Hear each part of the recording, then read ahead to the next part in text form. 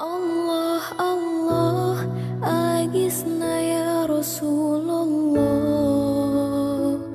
ya dimal jah alaika salawatullah amadun bil bad yartaji lasmal atab jud bil jawab marhaban qad qabalna. Assalamualaikum warahmatullahi wabarakatuh. Waalaikumsalam warahmatullahi wabarakatuh. Para pemirsa yang berbahagia, hari ini kita kedatangan tamu mulia, Amin. kiai kita, dan beliau ini adalah salah satu ahli tafsir fikih. Dan kita melihat, saya sendiri melihat banyak opini-opini beliau ini seringkali kontroversial, tapi juga menarik. Yang penting bisa membuka wacana yang seluas-luasnya tentang sudut pandang dan ilmu pengetahuan. Karena di masyarakat NU ini dinamika perbedaan berpikir itu lumrah dan wajar. Sementing orang nyolong, gitu. Nah, ada fenomena yang menarik tentang kisruh perhabiban. Nah, kisruh ini ternyata walaupun kita melihat absurd, tetapi di dalam kenyataannya masyarakat ini seringkali terjebak dalam perasaan inferior dan meninggikan dari satu bangsa yang lain. Nah, ini akhirnya terjadi di konfliknya di Facebook, di WA, dan dimanapun juga. Semacam propaganda bahwa hanya dari akulah yang paling mulia di antara masyarakat yang lainnya. Ini kan kasihan bagi para anak-anaknya tukang bakso, anaknya tukang becak, anaknya tukang gorengan. Ini seakan-akan mereka itu merasa aku kok radil.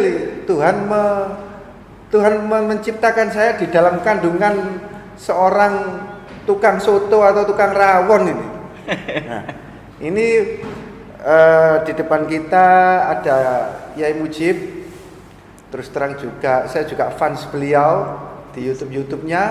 Saya ingin mendengarkan sudut pandang dari beliau mengenai fenomena perdebatan konflik perhabiban. Sampai orang tukang di pinggir warung pun membicarakan Habib iki apa ceritanya ya. Silakan. Jadi kalau saya Mas ya melihat masalah tentang perhabiban itu sebetulnya hari ini adalah meledaknya satu permasalahan yang terpendam lama. Sekian tahun daripada masyarakat kita itu kan melihat bahwa para habaib itu sebagai keturunan Rasulullah, yang dalam hal ini maka sebagai umat Islam menghormati dzurriyyah Nabi. Tetapi di sisi lain akhlak atau perilaku mereka itu sangat bertentangan dengan Rasulullah yang kita kenal melalui para ulama dan hadis-hadisnya. Akhirnya ketika muncul sebuah penelitian daripada Yai Imaduddin Usman, itu menjadikan apa yang terpendam di masyarakat itu keluar semua, meledak itu.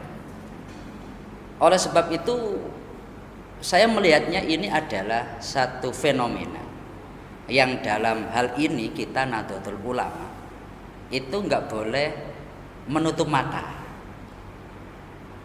Akar masalahnya pada dasarnya adalah dari para habib sendiri. Oknum lah itu. Oknum tapi kok ketorone akeh gitu Mas. Masalah. Oknum tapi kok banyak gitu. Masalah. Yang tampak loh ya, yang tampak. Bahwasanya mereka itu merasa superior di mana melihat mereka adalah makhluk spesial, sedangkan kita yang Dianggap tidak ini spesial. itu, kalau kita itu mungkin karetnya satu, kalau mereka karetnya dua ini Mas. Iya, iya. Karena menunya kan spesial itu kalau nasi bungkus itu. Makanya dalam hal ini kita perlu untuk mensikapi secara ilmiah.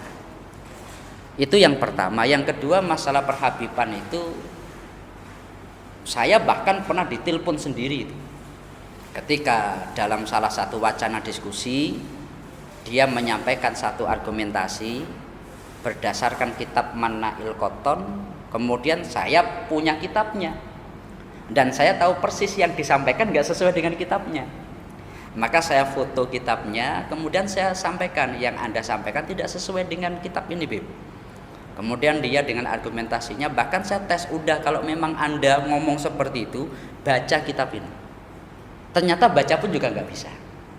Akhirnya itu telepon secara pribadi, dia menyampaikan, saya nggak akan memberikan syafaat pada ente di akhirat. Saya pokoknya nggak mau menolong ente di akhirat. Saya jadi berpikir bahwa, loh ini berarti tidak hanya sekedar isu di media. Keyakinan di lapangan, faktanya mereka juga merasa punya hak di surga gitu. Itu berarti sudah stereotip di pikiran beberapa orang tersebut ya? Kurang lebih gitu ya? Kalau saya melihat dari yang saya alami itu, kelihatannya ya begitu. Tapi kita tidak boleh mengeneralisir, tidak boleh kita menganggap semuanya begitu. Cuma saya pernah mengalami begitu. Maka saya melihat dulu, orang ini kok begitu? Padahal kan kita kan nggak boleh mengklaim bahwa kita itu pasti di surga, apalagi sampai memiliki hak untuk memberikan syafaat seperti itu.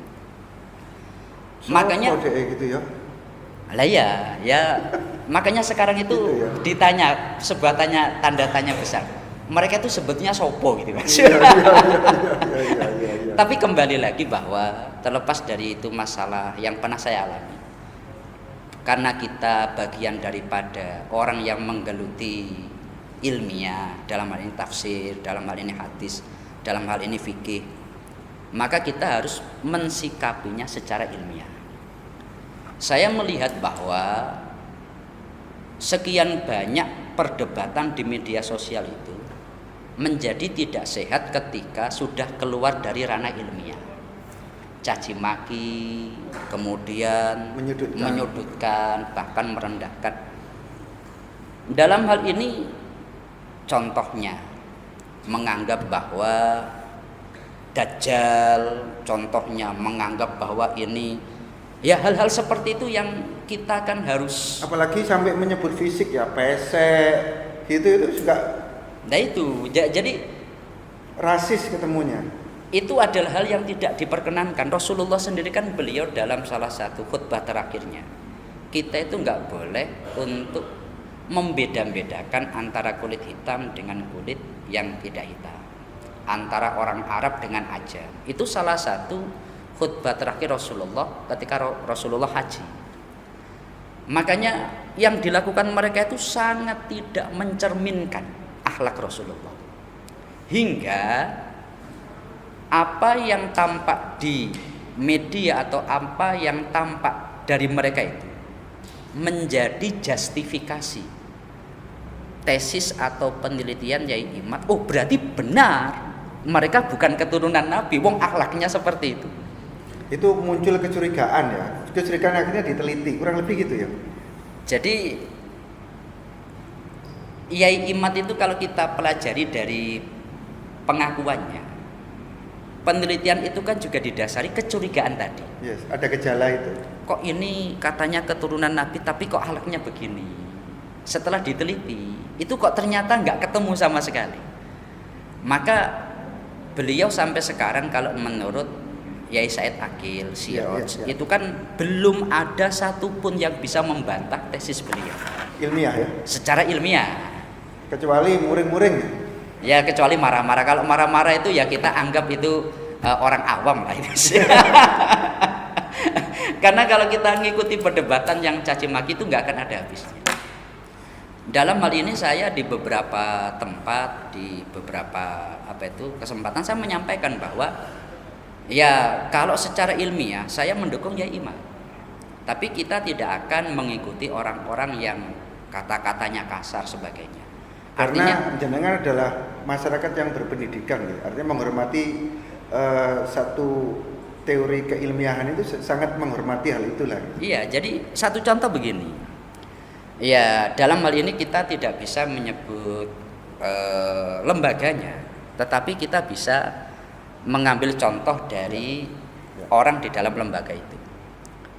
Ketika keturunan Wali Songo, mereka itu oleh Robitoh Alawiyah disebut sebagai keturunan Azmat Khan, yang itu biasa disebut Basaiban atau Azmat Khan ini.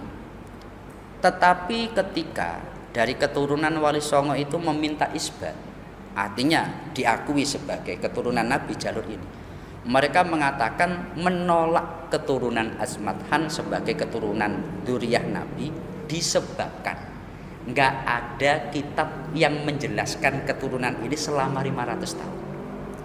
Dasar penolakannya itu karena nggak ada referensi selama 500 tahun ini.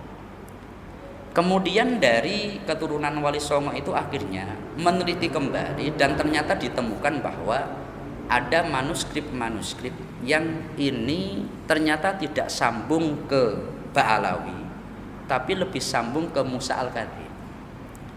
Dan beberapa orang yang dari keturunan Wali Songo setelah meminta isbat ternyata dapat. Artinya mereka secara sah keturunan Nabi tapi tidak dengan jalur Ba'alawi.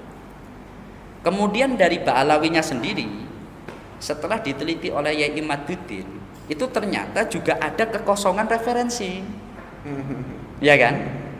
Lah sekarang gantian mereka diminta, kalau dulu keluarga Wali Songo ditolak dan tidak diakui karena tidak ada referensinya, sekarang buktikan kalau kamu memang keturunan Nabi, referensinya mana? Yes. Dan itu nggak bisa. Yang kedua, dari sisi genetika, dari sisi DNA, mereka itu tidak nyambung. Ini tapi kita kan bukan pakar DNA. Tapi dari apa yang berkembang di media, di informasi yang kita terima. Loh, Ustaz, nah, ngerokok tadi. Oh iya, siap. Ini masih kenceng ini Mas. Jadi dalam hal ini ketika dilihat dari sisi DNA itu nggak nyambung. Maka ini semakin menguatkan tadi bahwa mereka itu, bahkan Dr. Sugeng yang terbaru kan mengatakan mustahil. Bukan hanya ditolak tapi mustahil secara genetika menjadi keturunan Nabi.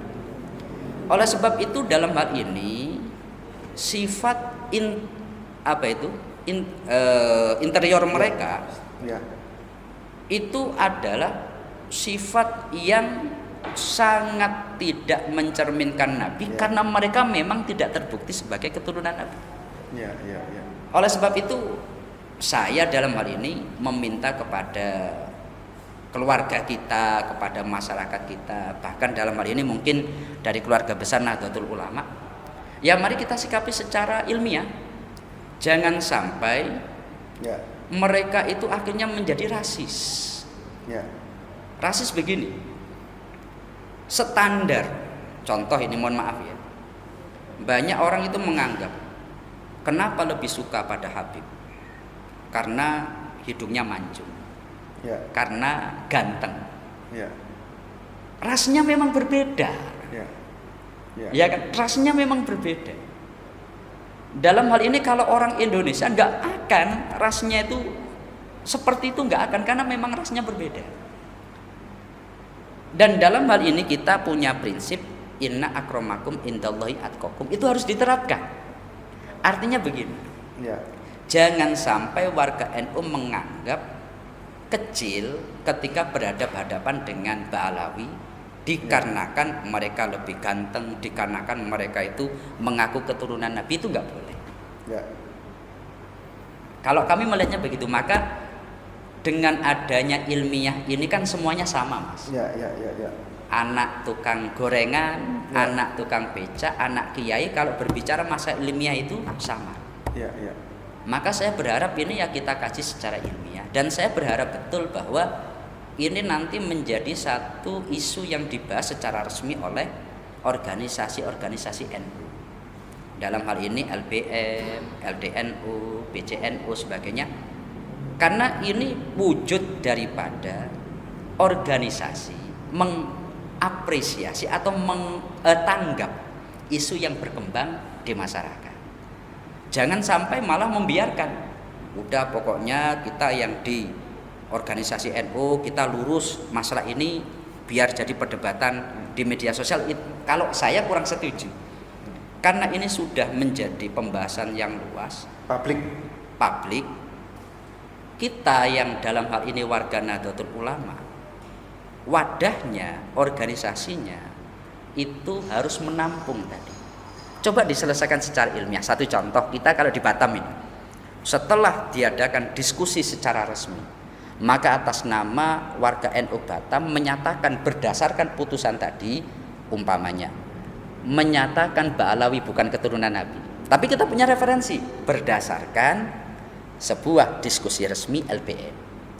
Atau sebaliknya, berdasarkan diskusi itu ternyata LBM memutuskan mengakui Ba'alawi. Maka ini masyarakat kan dalam hal ini di Batam. Oh, kalau di Batam ini NU-nya kan begini. Minimal yang di bawah tidak akan terjadi perdebatan yang lebih ke caci maki dan seterusnya. Kalau kami melihatnya begitu. Sekarang gini, Tar. Apa dibalik makna perdebatan ini? Apakah pengaruhnya di masyarakat itu sejauh mana sih orang mengakui Habib ini sebagai penolong masyarakat, sehingga masyarakat itu harus mengikuti arah arus ini? Apakah sebesar itu pengaruhnya di masyarakat tentang kalau saya bilang komersialisasi berhabiban ini? Nah, ini. Jadi, apakah nanti misalnya ini dari tingkat masyarakat arus bawah, gitu kan, melihat seandainya Habib dan tidak Habib, apa pengaruhnya bagi saya secara sosial, secara teologi, secara syariat, ataukah ini hanya gerakan yang hanya untuk memotong, memangkas ini yang merasa superior tidak lagi merasa superior? Apakah hanya sesimpel itu? Menurut Ustaz Muzizani gimana ini? Jadi kalau saya membaca ini, tapi saya membaca ya, bahwasanya media sosial sekarang, kenapa masalah ini kan sudah 2 tahun ini, Mas? Iya, tidak selesai-selesai. Terus dibahas. Itu yang paling utama adalah menyadarkan masyarakat. Apakah ini tujuannya yang Ustadz Mujib Zain ini ingin memangkas yang superior terhadap inferior sehingga semuanya akan menjadi egaliter, semuanya sama, dan meluruskan pesan Nabi tidak ada perbedaan antara manusia walaupun keturunanku juga? Apakah seperti itu nih? Itu menjadi salah satu tujuan. Cuma yang menjadi prioritasnya adalah menyadarkan masyarakat. Itu utama lewat kajian Habib ini ya? Bukan. Jadi begini. Bukti bahwa masyarakat kita itu sudah terdoktrin. Saya sampai pernah diskusi keras dengan beberapa teman itu begini. Umpamanya, mohon maaf ini ya, saya mau baca contoh ini, Mas. Yang namanya keturunan Nabi itu kan ada yang disebut Sayyid, ada yang disebut Syarif, ada yang disebut, katakanlah dalam hal ini Habib gitu. Ya. Kemudian orang yang hormat kepada Habib itu kan atas dasar dia keturunan Nabi. Hidungnya mancung pasti. Ya. Kemudian berdasarkan dia sebagai keturunan Nabi, ada harapan syafaat, takut kualat, minta doa dan sebagainya. Saya pernah itu kepada teman-teman begini. Oke lah, kamu itu hasil doktrin atau dasar kamu ilmiah, coba kita buktikan. Keturunan Wali Songo itu juga dzurriyyah Nabi. Pernah nggak kamu mengharapkan syafaat kepada keturunan Wali Songo? Atau keturunan Wali Songo kamu anggap orang biasa? Kan ini nggak imbang. Ini juga keturunan Nabi, tetapi tidak menampakkan diri. Tapi kita tahu ini keturunan Nabi. Dan yang ini mengaku-ngaku keturunan Nabi. Oke lah kita dalam posisi yang sama, dua-duanya keturunan Nabi. kalau dasarnya ilmiah semestinya kan sikapnya sama. Ya. Bahwa keturunan Nabi memiliki syafaat sebagainya semestinya sama, tapi ternyata tidak. Yang ini kita menganggap memiliki syafaat sebagainya, yang ini kita anggap orang biasa, bahkan dihina-hina. Anda lihat di media sosial keturunan-keturunan Wali Songo itu bahkan dihina-hina. Dalam hal ini bahkan yang bukan Ba'alawi, Sayyid Zulfikar itu kan juga keturunan Nabi. Itu hinaannya luar biasa.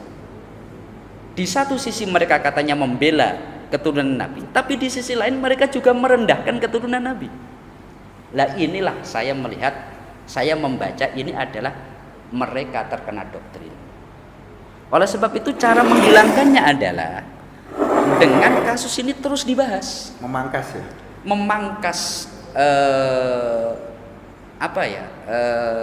pengaruh daripada mereka doktrin itu. Kita orang Indonesia itu kan sangat bisa menghormati orang lain. Tepo seliro. Tepo seliro. Saya yakin bahwasanya ketika sudah terbukti terbuka mereka bukan keturunan Nabi, kita akan tetap hormat. Tidak ada kaitannya juga ya Nabi dan Nabi, yang penting selama baik dihormati. Lah seperti itu. Kita tetap hormat karena itu menjadi watak kita orang timur begitu. Tetapi berbeda dengan doktrinasi bahwa keturunan Nabi hanya Habib, sedangkan Sayyid, sedangkan Syarif, sedangkan yang lain enggak. Apakah artinya gini menurut Ustaz? Apakah ini berarti masyarakat telah menuhankan fenomena keadaan tersebut tentang perhabiban? Ini yang dikhawatirkan seperti itu. Kalau itu terlalu jauh itu. Tidak. Jadi kita kalau sampai kamu gak dengar aku gak masuk surga loh. Nah, itu kalau itu masalah pribadi itu. Tapi kalau saya melihat akidah masyarakat kita masih baik-baik saja. Gitu. Ya. Nah, ini. Tapi kalau akidah, kalau ini kan menganggap bahwa masyarakat pada posisi inferior nih. Ya. Dan agama sangat melawan bila ada umatnya atau hambanya itu merasakan inferior kan gitu nih. Ya. Kan tidak boleh masyarakat merasa inferior terhadap satu ras, itu kan tidak boleh. Kan gitu nih ceritanya. Sama seperti kasusnya Bani Israel terhadap Fir'aun kan, menuhankan Fir'aun. Fir'aun sendiri gak merasa Tuhan, tapi memposisikan Tuhan kan gitu nih. Apakah tujuan Ustadz Mujib ini nanti memangkas itu supaya ada kesadaran kolektif masyarakat bahwa kita semuanya itu egaliter? Jadi kalau niat memangkas itu sebetulnya tidak. Cuma kita mengharapkan agar kita bersikap berdasarkan ilmiah. Itu yang mungkin kita dorong. Ya. Dengan adanya ilmiah itu kita nanti bisa, ya dalam hal ini di akhirat kita bisa mempertanggungjawabkan apa yang kita lakukan. Contoh, ya Allah, saya berdasarkan apa yang saya pahami, apa yang saya pelajari, ini memang bukan dzurriyyah Nabi ya. Tapi Ustaz percaya enggak kira-kira ini pertanyaan bahwa semua umat manusia adalah mulia dan egaliter? Sama. Jadi semuanya tidak peduli keturunan Nabi, keturunan Yai, selama bajingan tetap bajingan. Selama baik adalah baik. Jadi itu memang tidak hanya keyakinan saya, kita semua harus punya keyakinan begitu. Maka ketika mereka memiliki keyakinan bahwa mereka lebih baik daripada yang lain, itu keyakinan yang salah. Cuma ini kan sekali lagi oknum. Kita tidak bisa menganggap semuanya sama enggak, tapi kebanyakan kok begitu. Dalam hal ini, tapi kita yakin sama karena ya inna akramakum indallahi atqakum itu menjadi dasar kita. Maka secara fisik kita sama, di sisi Allah kita berbeda. Berbeda tapi karena ketakwaannya, bukan karena nasabnya, apalagi nasibnya. Lah ini kan beda. Nah ini luar biasa ini. Nah, ini harus jadi kata-kata mutiara ini. Orang bedanya bahkan kita Nabi apa orang. Selama kamu baik ya kita hormati gitu. Ya seperti itu. Menarik. Oke pemirsa, ini diskusi awal yang bagus. Kita akan lanjutkan. Setelah ini akan ada lagi membahas tentang perhabiban dan fenomena perhabiban. Jangan pernah bosan karena ini adalah isu yang menarik dan isu yang sangat tren. Dari saya itu aja. Akhirul kalam wal muwaffiq ila aqwamit thoriq. Wassalamualaikum Assalamualaikum warahmatullahi wabarakatuh. warahmatullahi wabarakatuh.